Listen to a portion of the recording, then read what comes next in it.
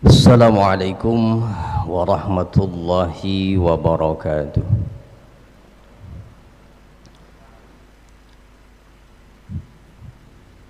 Bismillah, alhamdulillah alladzi ja'ala syahra ramadana sayyidash syuhur afadha fihi al-khaira wan nur ya'ishul muslimuna fi zillihi bisa'atin wa hubur subhanahu yaghfirul dhunub wa yasturul uyub wa yaghithul makrub wa huwa 'allamul ghuyub. Allahumma salli ala Muhammad wa ala ali Muhammad kama sallaita ala Ibrahim wa ala ali Ibrahim wa barik ala Muhammad wa ala ali Muhammad kama barakta ala Ibrahim wa ala ali Ibrahim fil alamin innaka Hamidum Majid. Amma ba'du, yang saya hormati dan Allah muliakan jajaran pengurus Masjid Darussalam, Bapak Ibu, kaum muslimin muslimat, pada kesempatan pagi hari ini, pertama sekali tentunya puji syukur kita panjatkan kehadirat Allah Subhanahu wa Ta'ala. Sampai dengan hari ini kita masih diberikan kesehatan. Ini adalah nikmat yang sangat berharga saat ini. Sehat bukan karena semata-mata kita rajin berolahraga, sehat bukan semata-mata karena imunitas tubuh kita sedang kuat, tapi sehat itu hakikatnya adalah Allah yang memberikan sehat itu kepada kita. Semoga Allah senantiasa menjaga kesehatan kita hingga saatnya nanti Allah pertemukan kita dengan bulan Ramadan.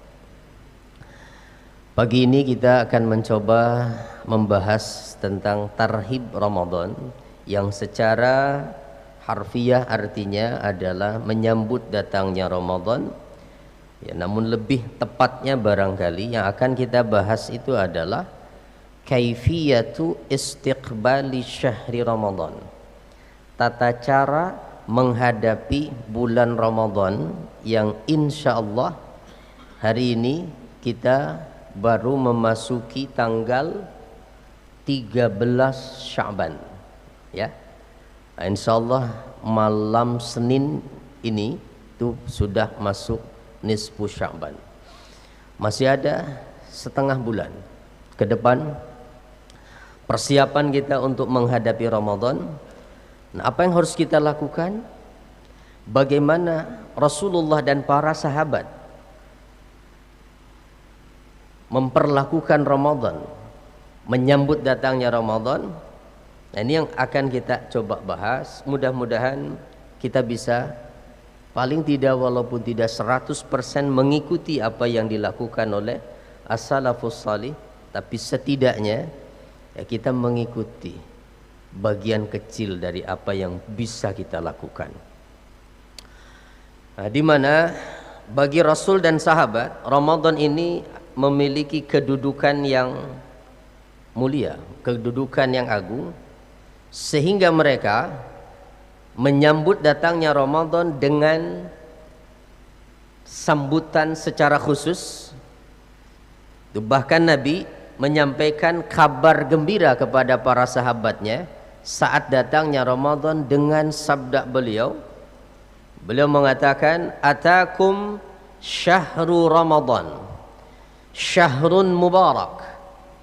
Telah datang pada kalian bulan Ramadan, bulan yang diberkahi. Faradallahu alaikum siyamah, Allah wajibkan atas kalian berpuasa di bulan itu. Tuftahu fihi abwabul jannah, di bulan itu pintu-pintu sorga dibuka. wa tughlaqu fihi abwabul jahim, dan pintu neraka ditutup di bulan itu. Wa tughallu fihi maradatus syayatin, dan di bulan itu pula kata Nabi, setan-setan dibelenggu, diikat. Nah, ini semua dibukanya pintu sorga, ditutupnya pintu neraka, terbelenggunya syaitan hanya terjadi di bulan Ramadan. Adapun makna yang sebenarnya boleh jadi hakiki, boleh juga majazi. Dua-duanya mungkin bagi Allah. Nah, kalau diartikan majazi artinya terbukanya pintu sorga, tertutupnya pintu neraka adalah terbukanya peluang seluas-luasnya di bulan Ramadan ini bagi siapapun yang beriman untuk melakukan berbagai macam kebaikan yang bisa mengantarkan dia masuk surga. Dan semakin sedikitnya tertutupnya peluang-peluang melakukan kemaksiatan. Itulah maknanya. Sehingga ruang gerak setan itu seakan-akan dipersempit. Dan itu bisa kita rasakan, nuansa Ramadan itu beda sekali dengan bulan-bulan yang lain. Semangat ibadah kita di bulan Ramadan itu beda dengan semangat ibadah kita di bulan-bulan yang lain. Ya, hanya barangkali 1 tahun kemarin saja yang nuansanya agak berbeda ya. Itu dimana banyak masjid yang sepi dari tarawih, tidak ada menyelenggarakan sholat tarawih. Insya Allah mudah-mudahan tahun ini tidak seperti tahun kemarin lah. Nah, kemudian kata Nabi, wa fihi lailatun khiya khairun min alfi syahrin, dan di bulan ini kata Rasulullah ada satu malam yang nilainya lebih baik dari 1000 bulan. Artinya melakukan amal kebaikan di malam ini nilainya lebih baik dari melakukan amal ibadah di malam-malam yang lain yang tidak ada Lailatul Qadarnya. Tuh, malam Lailatul Qadar hanya terjadi di bulan Ramadan. Man hurima khairaha faqad hurim. Maka siapa yang dihalang tidak bisa mengambil kebaikan Ramadan ini, maka sungguh ia telah terhalang dari kebahagiaan di akhirat nanti. Nauzubillah. Ya, makanya Rasulullah sampai mengatakan, celakalah orang yang saat Ramadan berlalu tapi orang ini dosanya tidak diampuni oleh Allah. Kenapa? Karena dia tidak memaksimalkan upayanya dalam melakukan kebaikan yang akan menyebabkan dosa-dosanya diampuni oleh Allah. Nah, termasuk juga keterangan lain. Nah, ini bisa kita lihat bagaimana kalangan salaf dulu mereka melakukan persiapan menyambut datangnya Ramadan. Wa mimma yadullu ala izami makanati syahri Ramadan al-mubarak fi qulubis sahabah, di antara keterangan yang menunjukkan betapa besarnya kedudukan Ramadan di hati para sahabat adalah annahum kanu yad'una Allah subhanahu wa ta'ala 6 ashhurin an yuballighahum Ramadan. Satu kebiasaan para sahabat adalah 6 bulan sebelum masuknya Ramadan mereka selalu berdoa kepada Allah agar disampaikan umur mereka ke Ramadan. Bukan hanya 3 bulan sebelumnya, Rajab, Sya'ban, tapi 6 bulan sebelum Ramadan itu datang, para sahabat dulu senantiasa berdoa agar umur mereka disampaikan ke Ramadan. Ya, kenapa? Karena tidak ada jaminan, tidak ada garansi. Ya, bahkan sekalipun saat ini hanya tinggal beberapa hari lagi bahwa pasti kita akan hidup di Ramadan nanti. Semua tergantung pada ketetapan Allah Subhanahu wa taala. Kemudian wa yad'unahu 6 ashhurin ukhra an yataqabbala a'malahum fi. Nah, setelah Ramadan berlalu 6 bulan setelah Ramadan mereka pun juga berdoa selama itu. Apa doa mereka? An yataqabbala a'malahum fihi. Mereka meminta kepada Allah agar Allah menerima amal-amal mereka di bulan Ramadan. Begitulah as-salafus salih, kalangan sahabat dulu. Tingkat ketakwaannya jauh di atas kita hari ini, kesolehannya, ibadahnya, tetapi kekhawatirannya luar biasa. Khawatir umurnya tidak sampai Ramadan, setelah Ramadan berakhir pun khawatir amal ibadah mereka tidak diterima selama Ramadan itu. Ini yang tidak ada di hati sebahagian banyak dari kita. Tidak ada kekhawatiran bahwa sebentar lagi Ramadan, khawatir umur saya nggak nyampe. Biasa-biasa saja.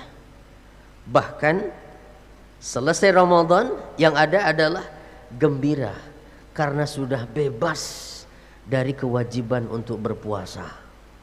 Ya mungkin kebanyakan umat Islam yang ada merasakan seperti itu. Tidak ada kekhawatiran memikirkan, aduh, apakah puasa saya diterima? Tidak. Tarawih saya diterima atau tidak? Inilah para sahabat dulu, ya. Nah, lalu kemudian, poin apa saja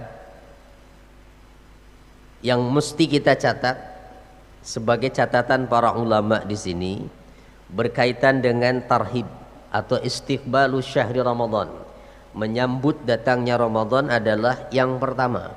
Nah, poin 1, al-farah was-surur biqudumi syahri Ramadan al-mubarak.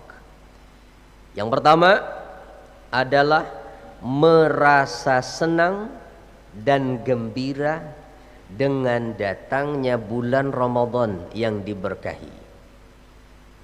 Ini satu. Sebelum yang lain-lain adalah hati orang yang beriman itu merasakan senang, gembira dengan datangnya Ramadan. Kenapa? Bukan karena Idul Fitrinya, bukan karena THR-nya, bukan karena pulang kampungnya. Apalagi tahun ini masih dilarang, Pak ya. Nah, belum boleh pulang kampung itu. Bukan karena itu semua. Apa yang menjadikan orang beriman itu senang hatinya saat mau datang Ramadan? Wa dzalika li'anna al-'abda as-salih yastaqbilu mawasimal khairi wat ta'at bil farahi wal istibsyar. Karena seorang hamba yang saleh, seorang hamba yang beriman, seorang hamba yang bertakwa, dia akan menyambut datangnya musim kebaikan dan ketaatan itu dengan rasa senang dan gembira hatinya. Ada kesempatan untuk beramal, itulah hal yang menyenangkan hati orang beriman itu. Ya, kenapa? Karena ibadah adalah hiburannya orang beriman. Nah, ini mungkin perlu saya garis bawahi ya. Hiburannya buat orang yang beriman itu adalah ibadah. Ketika mereka merasakan dekat dengan Allah, itulah yang menjadikan hatinya merasa tentram, tenang, sehingga terhibur. Bukan karaokean, bukan joget-joget, bukan nyanyi-nyanyi, bukan mencari kesenangan. Hiburannya orang beriman itu adalah ingat Allah. Kenapa? Karena menikmati kesenangan dunia itu ada satu syarat, Pak. Kalau ingin menikmati kesenangan dunia itu syaratnya harus lupa kepada Allah. Betul nggak? Ingin menikmati karaokean, apa hatinya masih ingat Allah? Tidak. harus lupa kepada Allah. Maka hiburannya orang beriman itu adalah ibadah. Nah, inilah kesenangan hati orang beriman itu. Kenapa datang Ramadan hatinya senang? Karena ada kesempatan untuk dia melakukan ibadah yang begitu luas kesempatannya. Nah, sehingga Allah Subhanahu wa ta'ala menggambarkan perbedaan sikap antara munafik dengan orang beriman saat turunnya ayat Al-Quran. Ini Allah sampaikan di surah At-Taubah ayat 124. Wa idza ma unzilat suratun faminhum may yaqulu ayyukum zadathu hadhihi imana. Dan apabila diturunkan satu surat dari Al-Quran, maka di antara mereka orang-orang munafik maksudnya bertanya kepada sesamanya orang-orang munafik, ayyukum zadathu hadhihi imanan, kata mereka, siapa di antara kalian yang bertambah imannya dengan ayat ini?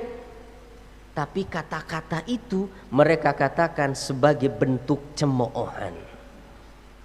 Ketika ayat Al-Quran turun, oh heboh mereka, oh siapa nih yang tambah imannya dengan ayat ini? Itu. Tapi itu mereka katakan sebagai bentuk celaan terhadap Al-Quran. Lalu orang beriman bagaimana?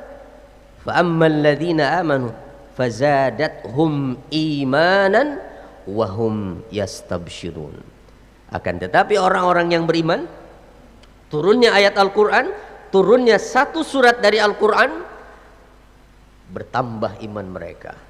Tidak perlu harus berkoar-koar mengatakan itu, iman saya bertambah. Tapi iman di hati mereka bertambah, semangat ibadah mereka bertambah, dan hatinya merasakan senang dengan itu. Jadi artinya apa? Kesimpulannya adalah siapapun orangnya yang di hatinya ada nilai keimanan, maka pasti akan merasakan senang hatinya dengan datangnya Ramadan. Tapi siapapun orangnya, kalau di hatinya ada kemunafikan, berat hatinya menghadapi Ramadan. Itu berarti satu kesimpulan yang bisa kita ambil dari ayat ini adalah jika ada iman di hati kita, senang dan dengan datangnya Ramadan. Tapi kalau ada kemunafikan, berat. Ya Allah, puasa lagi. Ya Allah, tarawih lagi. Ya Allah, harus zakat lagi. Berat, jadi beban. Tapi orang yang beriman, alhamdulillah ya Allah, mudah-mudahan saya bisa memanfaatkan waktu Ramadan nanti ini. Itu yang pertama ya. Lalu yang kedua, istiqbalu syahri Ramadan bilhamdi wasyukri lillah. Menyambut datangnya Ramadan dengan memuji Allah dan bersyukur kepadanya. Seandainya nanti Allah masih beri kesempatan kita hidup sampai di Ramadan dan bisa melaksanakan puasa Ramadan, sehat kita, bersyukurlah, syukuri betul. Kenapa? Inna bulugha syahri Ramadan al-mubarak wasiyamahu min a'zamin ni'am. Karena disampaikannya umur sampai ke Ramadan dan diberikan kemampuan untuk berpuasa di bulan itu adalah nikmat terbesar bagi orang yang beriman.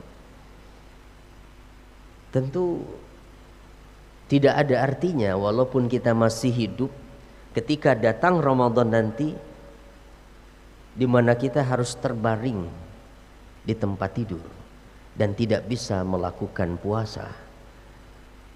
Akan sangat sedih hati orang beriman seandainya masuk Ramadan dia hidup tapi tidak bisa berpuasa karena sakit atau lain sebagainya. Maka kemampuan untuk bisa melakukan puasa Disampaikan umur sampai ke Ramadan itu adalah nikmat terbesar. Kenapa? Karena itu peluang untuk dia bisa melipat gandakan pahala amal kebaikannya. Sampai-sampai ada satu riwayat dari Abu Hurairah radhiyallahu anhu, dikatakan bahwa kana rajulani min baliyin hayyin min Qudha'ah aslama ma'an Nabi sallallahu alaihi wasallam. Ada dua orang laki-laki dari suku Bani Qudha'ah. Kedua orang ini masuk Islam bersama Nabi sallallahu alaihi wasallam. Wastushhida ahaduhuma wa ukharu al-akharu sanatan.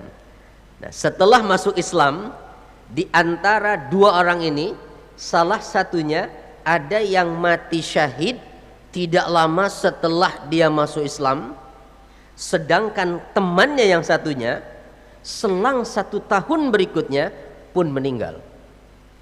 Tapi ada beda waktu 1 tahun. Masuk Islam 2 orang, yang satu tidak lama mati syahid dalam perang, yang satu lagi 1 tahun berikutnya baru dia meninggal dalam kondisi normal kematiannya.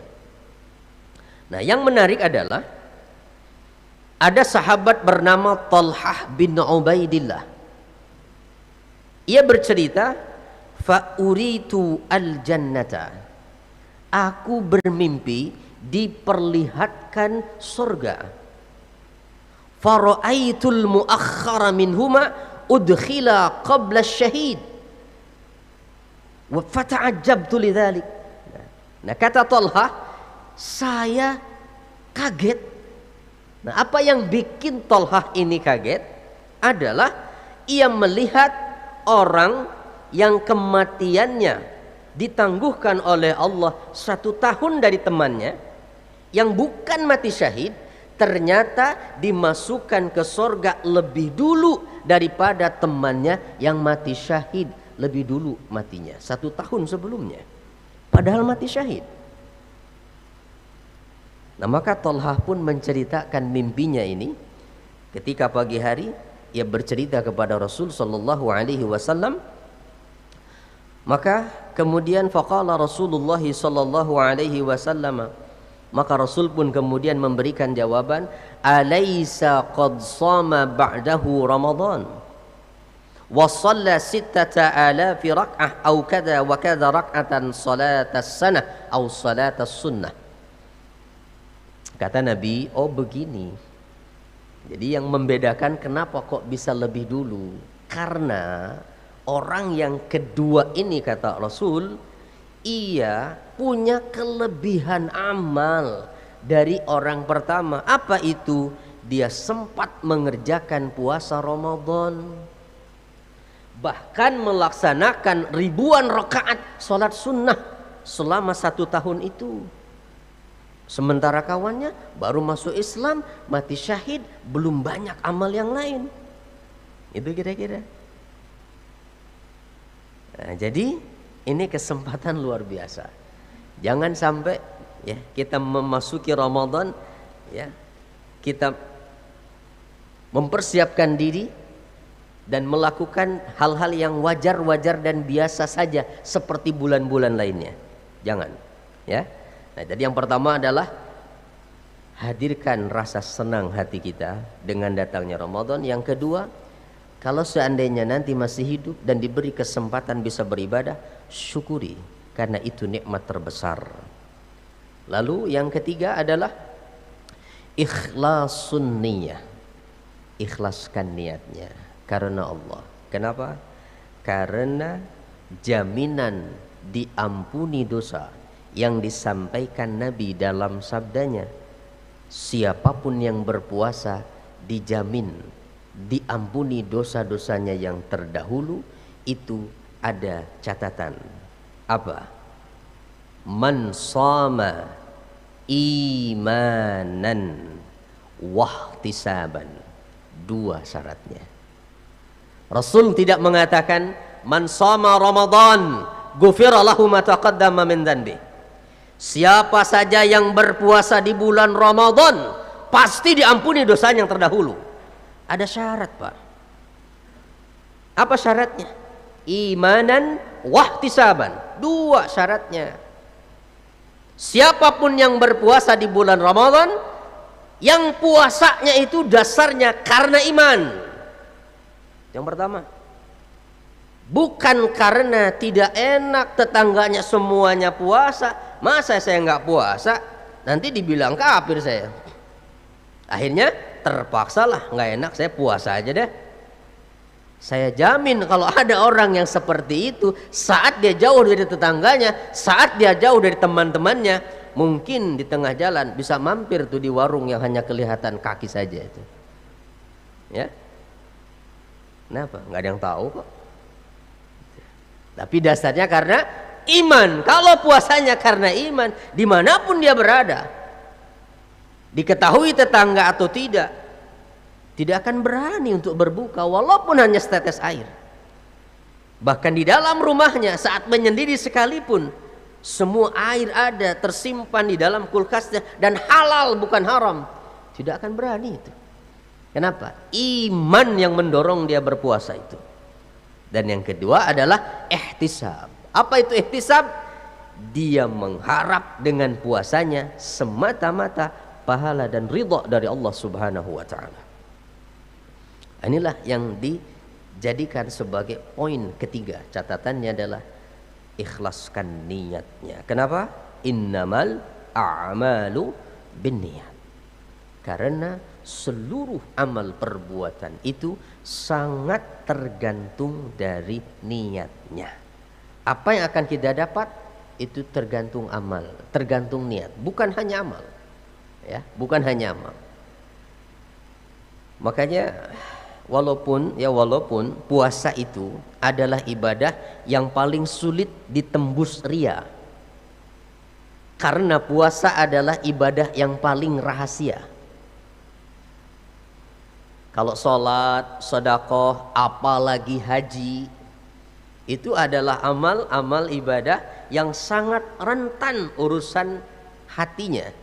Riya bisa merusak itu semua. Ya, makanya dalam bab haji di ayatnya itu yang didahulukan oleh Allah bukan perintahnya tapi motifnya.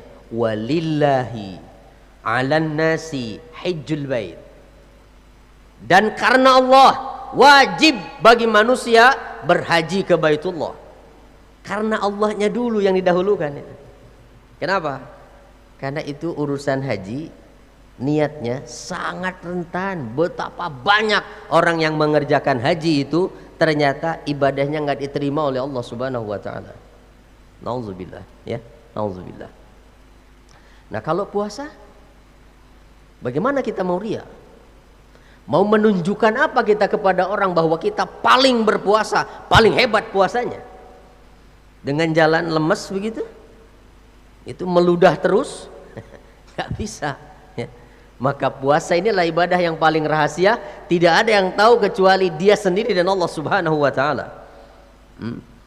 Tapi walaupun demikian tetap luruskan niat, sebab setan itu punya alasan, selalu punya celah untuk merusak amal kita. Ya, hadirkan selalu ikhlas semata-mata mencari ridha Allah. Mungkin bukan dari puasanya yang kita kurang ikhlas, tapi dari sedekahnya. Saat bayar zakatnya, begitu? Saat baca Qur'annya, jaga semuanya, ya, ikhlaskan niat supaya nanti di akhirat betul-betul kita meraih banyak pahala karena kebaikan yang kita lakukan. Itu poin 3.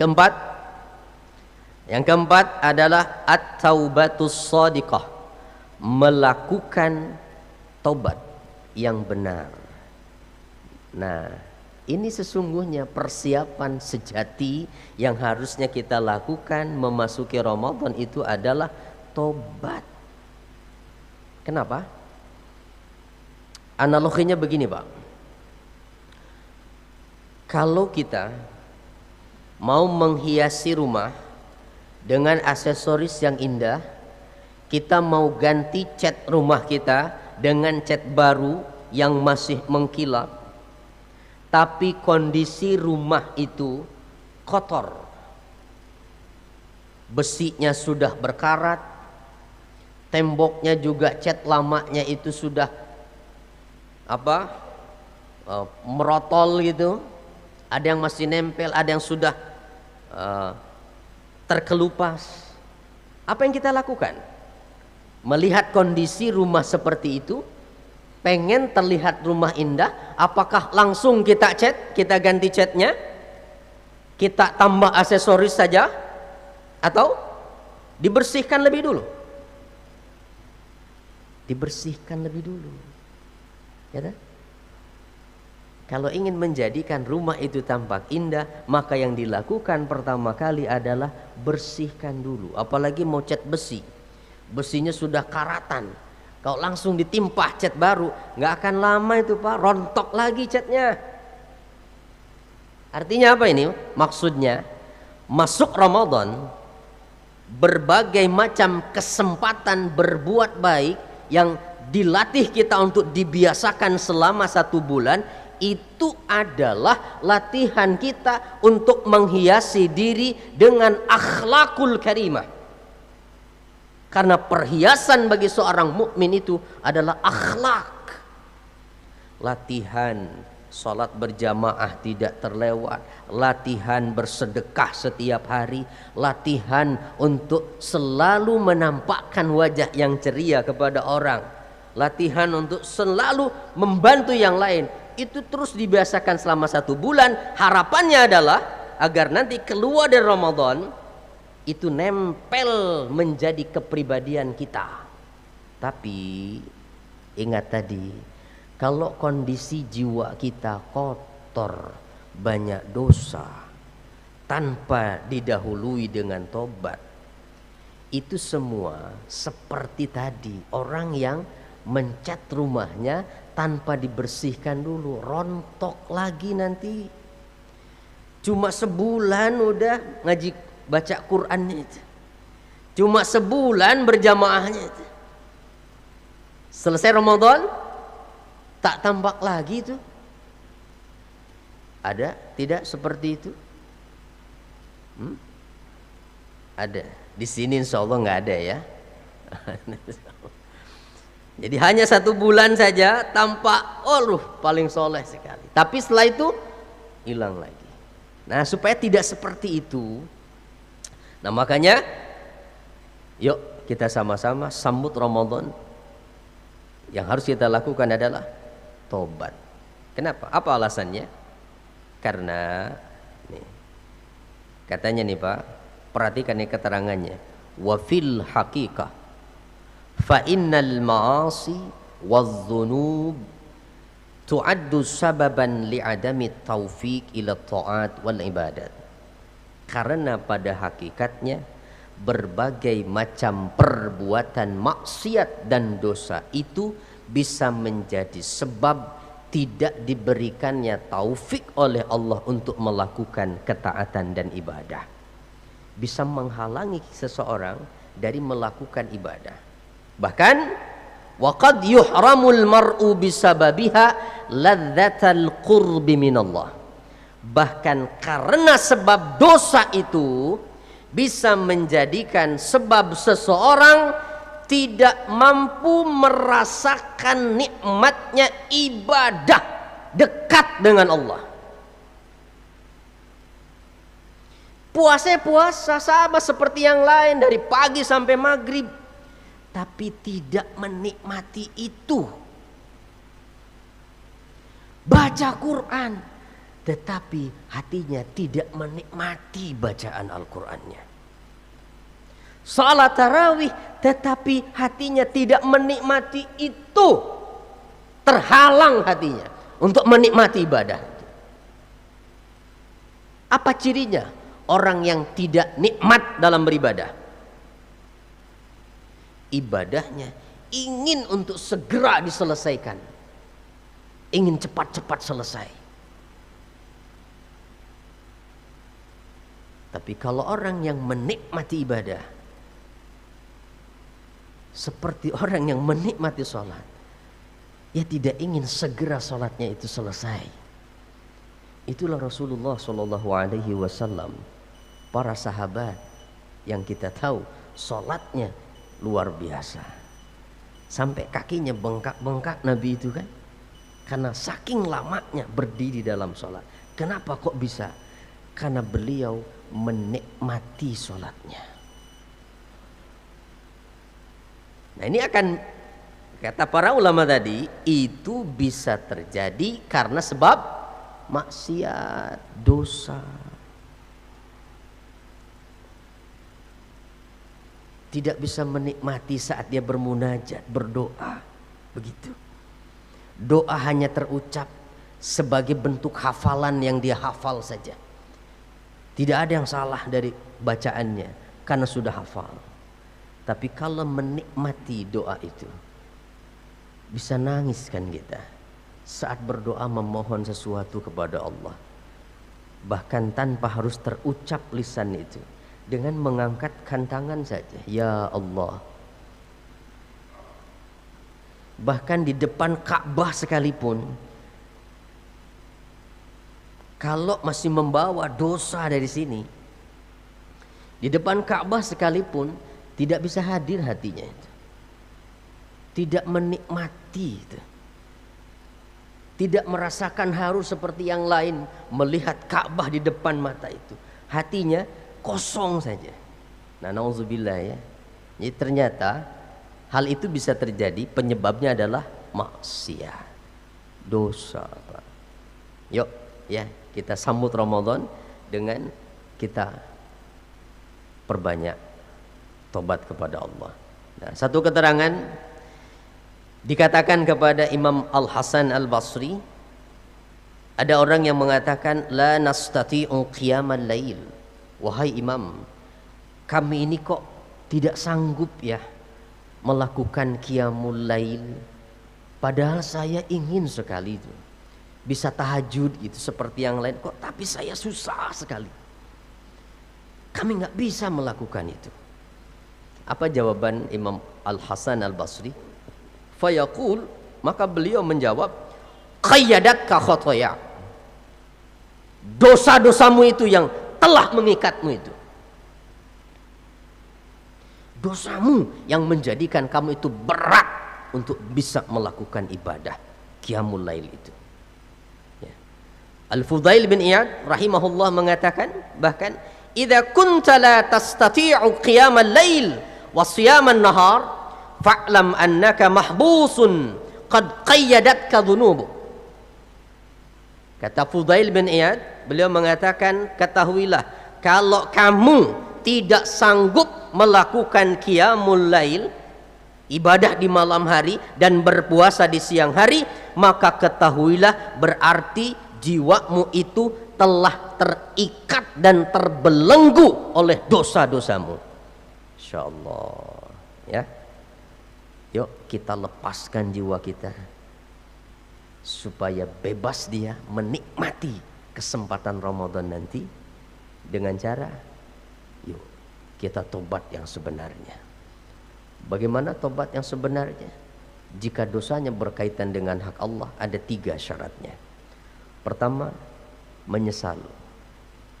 menyesali perbuatan.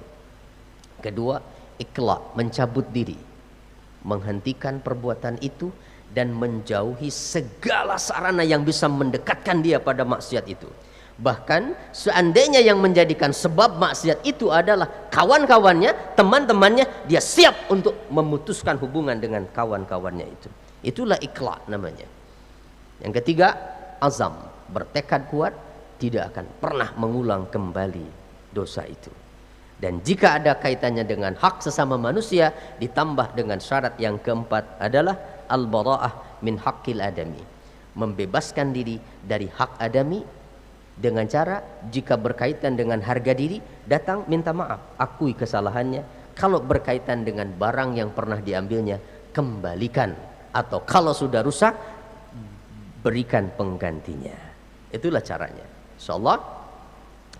Dan sampai jam berapa kita?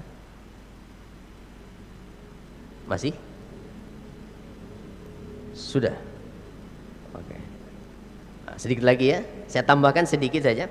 Nah, ini barangkali, mohon maaf ini ya, yang barangkali agak bertentangan dengan kebiasaan kita nih.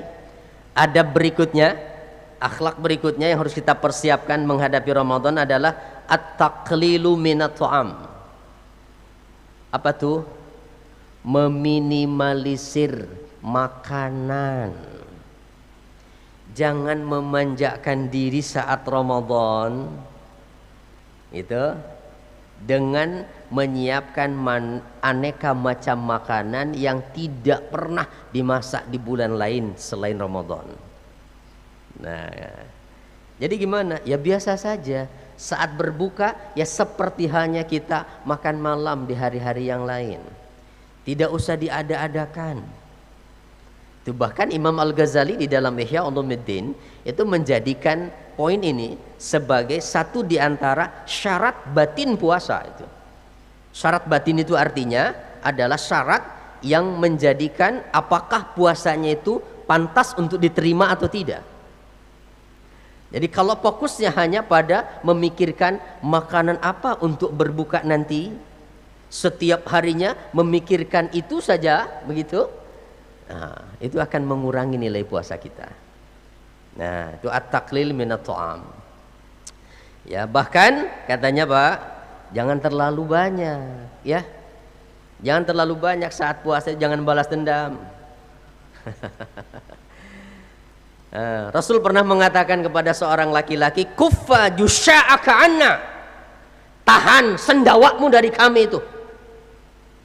Artinya Nabi nggak suka kalau ada orang makan itu sampai oh gitu. Tahan itu. Kenapa? Fa inna atwalakum ju'an yaumal qiyamah aktsarukum syabu'an fi darid dunya. Sebab kata Nabi, orang yang paling lama merasakan lapar di hari kiamat nanti adalah orang yang banyak kenyang dalam kehidupan dunia ini. Terlalu banyak kekenyangan makannya tuh. Ya Allah, sampai begitu Rasulullah mengatakan, ya secukupnya saja. Ya secukupnya saja. Jangan sampai kekenyangan. Terakhir, nah yang terakhir, apa yang harus kita persiapkan? Ini juga tidak kalah penting adalah ta'allumu ahkamis siyam. Mempelajari hukum-hukum yang berkaitan dengan puasa. Karena puasa adalah ibadah dan setiap ibadah harus didasari dengan ilmu supaya ibadah kita sempurna. Pelajari apa saja yang bisa membatalkan puasa, apa saja yang tidak membatalkan. Dari sekarang, jangan nunggu Ramadan baru kita pelajari. Ya, terlambat. Nah, mumpung masih ada waktu, insya Allah ya kesempatan 2 pekan ini kita manfaatkan untuk melakukan poin-poin tadi ya. Mudah-mudahan bermanfaat. Insyaallah itu saja barangkali yang bisa disampaikan. Mohon maaf ada hal yang kurang berkenan. Cukup? Ya, baik, kita akhiri dulu dengan kafaratul majlis kalau tidak ada yang lain. Subhanakallahumma wa bihamdika asyhadu an la ilaha illa anta astaghfiruka wa atubu ilaik. Assalamualaikum warahmatullahi wabarakatuh.